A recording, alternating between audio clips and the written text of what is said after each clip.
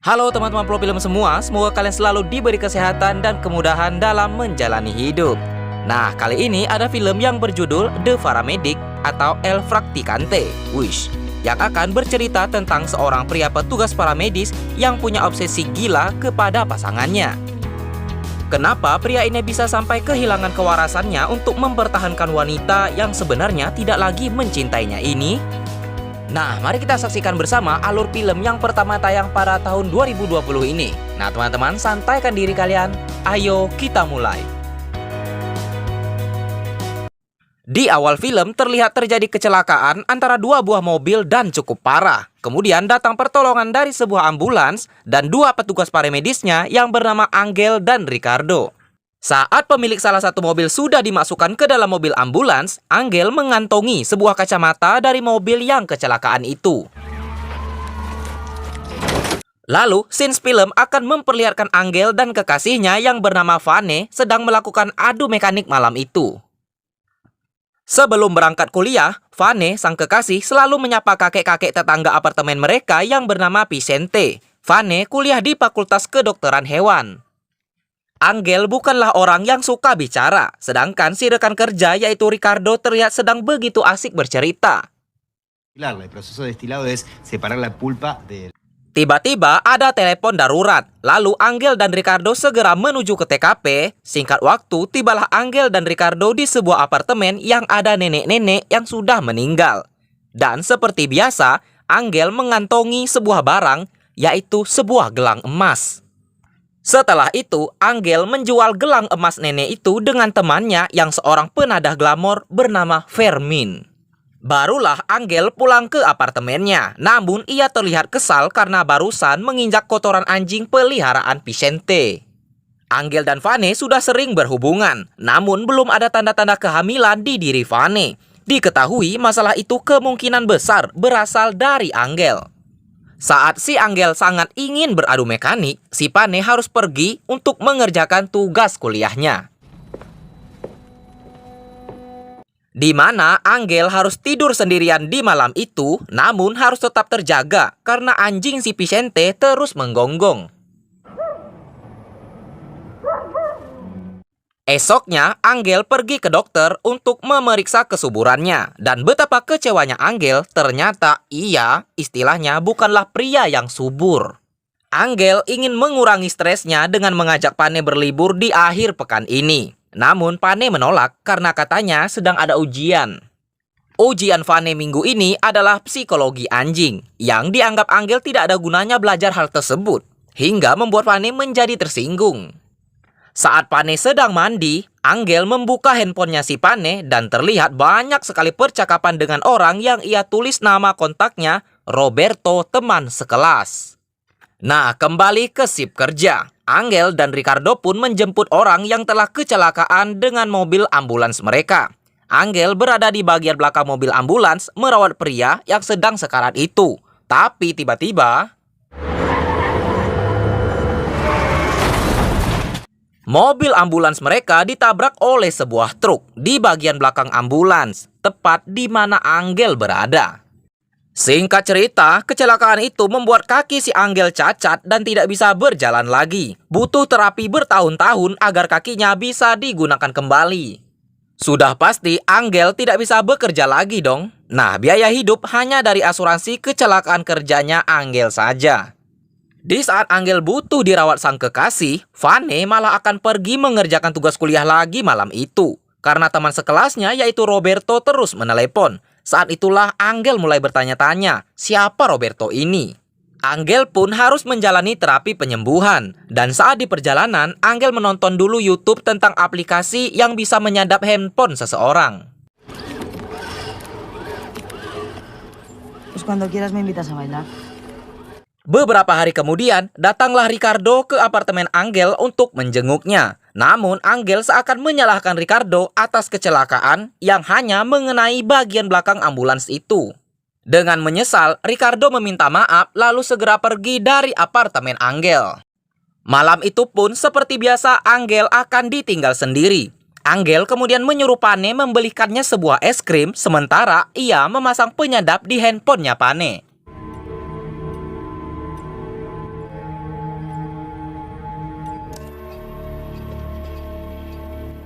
Esok pun tiba. Saat Angel akan pergi berterapi, ia bertemu dengan Vicente. Angel bertanya soal si anjing yang selalu berisik di malam hari. Vicente menjelaskan bahwa tiap malam ia harus menemani istrinya di rumah sakit, sementara anjingnya harus tinggal sendirian di apartemen. Itulah sebabnya si anjing selalu berisik. Sang terapis bernama Sandra sebenarnya cukup tertarik kepada Angel. Namun Angel terlalu dingin karena sudah terlalu terobsesi kepada Vane. Semakin hari Angel merasa semakin jauh dengan Vane. Apalagi saat Vane ditawarkan bekerja paruh waktu sebagai dokter hewan. Setelah Vane sudah pergi belajar malam itu, Angel terus memperhatikan percakapan video di handphone Vane melalui laptopnya. Dan setelah itu, Angel kembali tidak bisa tidur karena suara anjing Vicente begitu berisik. Apalagi saat Angel harus mengambil sendiri obat anti nyeri di kakinya yang kambuh ke dapur sendirian. Saat Vane tiba di rumah esok pagi, Angel langsung memarahi Vane karena handphonenya yang tidak aktif dan obat anti nyerinya yang sudah habis. Karena tidak mau bertengkar, Vane pun langsung pergi membeli obat anti nyeri tersebut. Saat itulah Angel beraksi. Ia ingin membunuh anjingnya Vicente dengan cara memberi daging segar yang sudah ia masuki banyak sekali jarum di dalam daging tersebut.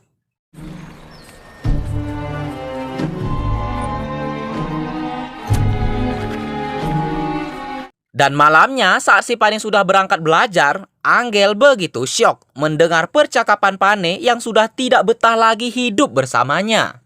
Namun si Angel malah semakin terobsesi untuk mempertahankan Vane, di mana esok pagi saat Vane sudah pulang, Angel sudah menyiapkan sarapan romantis dan memperlakukan Vane dengan sangat lembut.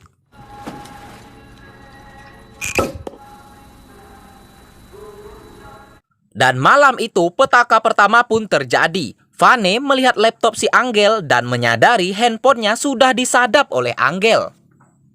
Angel yang sedang sibuk mandi belum tahu apa-apa. Saat itulah Vane segera mengemas semua pakaiannya kecuali sebuah gaun pemberian Angel. Dan saat Angel selesai mandi, Vane sudah pergi dengan laptop Angel yang masih terbuka. Beberapa bulan kemudian, terlihat Angel sedang pergi ke mall sendirian dengan kursi rodanya untuk membeli makanan, lalu melanjutkan lagi terapi kakinya itu. Angel bertemu dengan Vicente saat akan menaiki tangga lift di apartemennya. Namun Angel ingin Vicente duluan saja menggunakan lift tersebut. Angel pun tidak mau berdiam diri lagi. Ia pergi dengan sebuah taksi ke tempat di mana Vane pernah mengatakan ia akan bekerja. Dan benar, Vane baru saja kelar bekerja, lalu datang seorang pria dengan motornya yang keren menjemput Vane. Dan saat helmnya dibuka, ternyata pria itu adalah Ricardo yang sangat terlihat mesra dengan si Vane.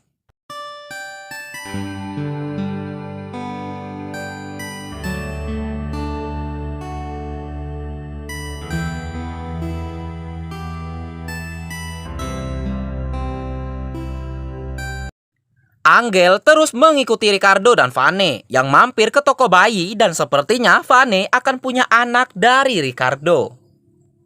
Setelah itu, Angel pun menemui dokter sahabatnya dan membeli obat bius super yang sebenarnya tidak boleh diperjualbelikan. Dan hari besar pun tiba. Angel menemui Vane di tempat kerjanya. Vane pun ingin pergi karena sudah jijik melihat si Angel. Angel mengatakan ia tidak mau apa-apa lagi. Ia hanya ingin pamitan saja. Te mereces algo mejor. Karena kasihan, Vane pun mau menemani Angel mengobrol. Angel mengajak Vane ke apartemen untuk mengambil sisa-sisa barangnya, karena Angel juga akan pergi jauh. Namun, tidak seperti itu kenyataannya. Saat Vane sudah di dalam apartemen, Angel menyuntikkan obat bius super itu ke kakinya Vane. Atasnya dikit sih. Setelah itu, Angel menyekap Vane di dalam kamar dengan menutup mulut serta mengikat tangan dan kakinya Vane. Karena Vane terus mencoba berteriak, Angel kemudian menghidupkan musik dengan cukup keras. Lalu ia membalas pesan Ricardo di handphonenya Vane dan membuang handphone itu ke sebuah sungai. Angel kembali ke apartemen. Ia mematikan musik lalu mengajak Vane bicara. Vane berteriak meminta pertolongan. Kemudian Angel menutup kembali mulut si Vane dan membiusnya lagi. Keesokan harinya datanglah Vicente menemui Angel mengeluhkan suara musik yang diputar Angel kemarin seharian.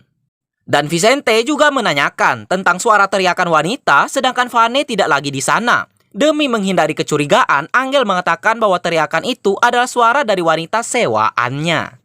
Setelah pulang dari tempat terapinya, Angel didatangi oleh Ricardo yang tengah mencari Vane. Ricardo mengakui bahwa Vane sedang mengandung anaknya. Angel tentu saja mengelak. Ia mengatakan bahwa ia sudah lama tak melihat Vane. Si Vane terkejut karena saat ia terbangun, kedua kakinya tidak bisa digerakkan. Angel memakaikan obat bius super itu untuk mematikan saraf-saraf di kaki Vane dalam mode sementara. Hari demi hari, Ricardo terus menelepon Angel tentang di mana keberadaan Vane, yang sudah pasti Angel lah orang yang paling dicurigai oleh Ricardo. Angel melayani Vane dalam makan malam mereka. Namun tiba-tiba Vane memukul kepala Angel dengan botol minuman hingga berdarah. Lalu Vane ngesot untuk mencoba kabur.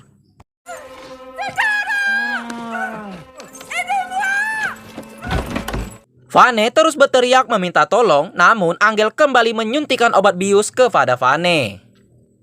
Saat itulah Vicente datang mengetuk pintu. Angel pun segera membuka, di mana Vicente yang sangat menyayangi Vane mengatakan ia akan menelepon polisi karena yakin teriakan barusan adalah suara si Vane. Kecurigaan bertambah saat melihat kepala Angel berdarah. Vicente dipersilakan masuk oleh Angel. Vicente pun melihat Vane yang tergeletak tak berdaya.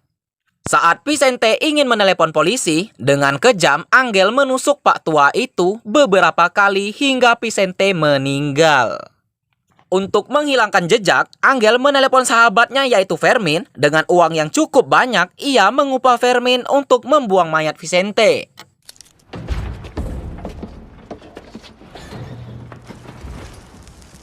Esok harinya datanglah dua orang polisi menemui Angel. Para polisi itu bertanya tentang keberadaan Vane yang telah menghilang. Setelah Pak Polisi pergi, Angel segera mengambil kunci apartemen Ricardo dari tasnya Vane. Angel diam-diam masuk dan bersembunyi di apartemen Ricardo. Saat Ricardo masuk untuk buang air kecil, Angel pun muncul lalu menusukkan jarum bius dan menyuapkan racun ke mulut si Ricardo ini.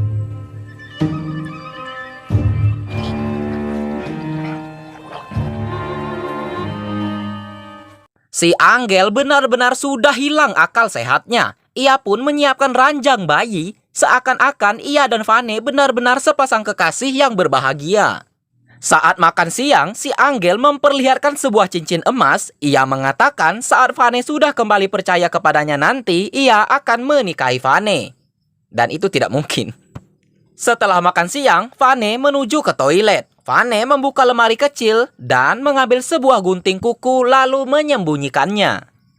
Malamnya sebelum tidur, Angel akan pergi sebentar ke apotek untuk mengambil obat. Tentu saja menutup mulut si Vane dan mengikat tangan dan kakinya. Saat Angel sudah pergi, Vane mengeluarkan gunting kuku itu, lalu memotong tali yang mengikat tangan dan kakinya. Dengan ngesot, Vane pun merusak pintu kamar dan dengan sebuah obeng ia pun keluar dari apartemen.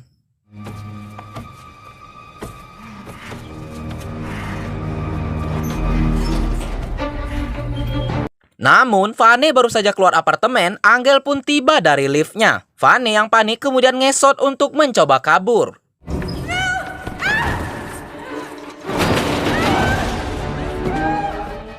Saking ngototnya, Angel menerobos saja tangga darurat itu untuk mengejar Vane hingga ia terjatuh dari kursi roda, walaupun itu membuat kakinya semakin parah. Mereka berdua pun sama-sama ngesot-ngesotan hingga Angel berhasil menangkap Vane. Vane menggigit tangan Angel dan menusukkan obeng yang tadi digunakan untuk merusak pintu, yang membuat Angel terjun bebas ke lantai dasar dari tangga darurat tersebut.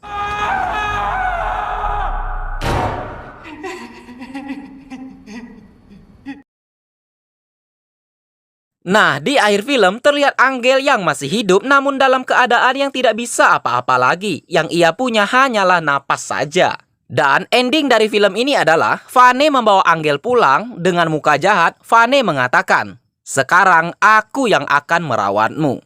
Apa yang akan Vane lakukan kepada Angel? Nah, teman-teman Flow Film, berakhir sudah film The Paramedis tahun 2020 ini. Semoga kita dihindarkan dari sifat ngotot ingin mempertahankan seseorang yang sebenarnya sudah tidak mau lagi bersama kita. Dan sepertinya Pane membawa Angel pulang untuk membalaskan semua yang telah dilakukan Angel kepadanya. Bisa jadi juga hal yang lebih menyeramkan lagi. Nah, teman-teman Flow Film, terima kasih yang sudah menyaksikan. Semoga kalian terhibur dan selalu diberi kesehatan dan kemudahan dalam hidup. Sampai jumpa di alur film berikutnya di channel Flow Film ini. Terima kasih.